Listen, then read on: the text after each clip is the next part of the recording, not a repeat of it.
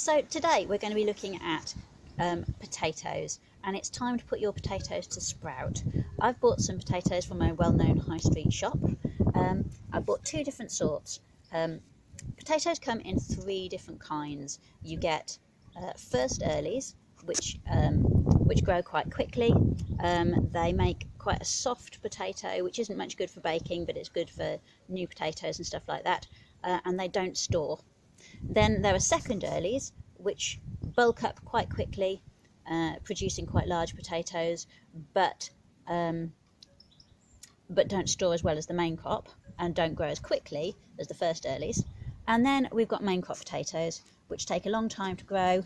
They, generally speaking, make fantastic baked potatoes and roast potatoes and things that need a kind of harder potato, and they store well, and they'll store all through the winter. So if you look very carefully at the potato, you'll see it's got little bits. I'm just trying to do this so that you can see it without it getting blurred. Little tiny bits here. These are called the eyes, and that's where the sprouts grow from. You'll probably have some potatoes under your sink which have started sprouting, so don't worry if you can't get any from the high street shops.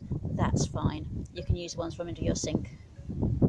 So on one end of the potato there's a little scar, and that's where it joined to the parent plant.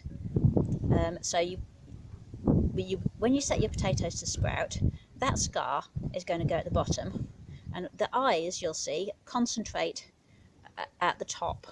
That's what they call the rose end. So in order to make sure that my potatoes stay upright, I have got this expensive piece of kit here, an egg box. So what we're going to do, we just pop the potatoes in side by side. Whoops, just dropped that one. I'm looking for the scar on that one. Yes, there we go. There's a scar on that one. Now, you probably won't have enough boxes, egg boxes at home to put all of your potatoes in. To be honest, I don't usually use egg boxes. I usually use a seed tray. And what I would do with a seed tray is I'd prop it up at one end so that it's slightly tilted, and then you can put your potatoes in from the lower end, and they'll stand up nicely next to each other. Just looking for the eye on this one. I'm not used to making videos, which is why I'm struggling to keep things in shot all the while. Here we go. And they'll stand up nicely next to each other until you've filled the tray, and then you can put it down. So there are two schools of thought about what you should do next. Traditionally, people put their potatoes in a light, warm place, and that will enable them to grow little dark green shoots. What I like to do, however, is I like to put my potatoes to sprout in the dark. The reason for this is that the sprouts grow 2 or 3 times, maybe even 4 or 5 times as long, and it's out of these sprouts that the potatoes will grow, the potatoes that you are actually going to get to eat. So the theory is that you actually improve the yield by having longer sprouts, which is why I grow mine in the dark.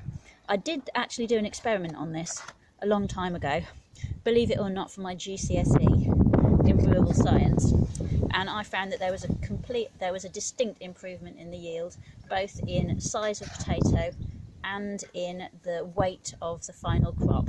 However, obviously, one experiment done by a 15-year-old kid is not definitive proof. So yeah, why not give it a go? Try it out yourself. Put one set to sprout in the light and one set to sprout in the dark. See how it works for you. Okay, there we are. We've filled my egg box now.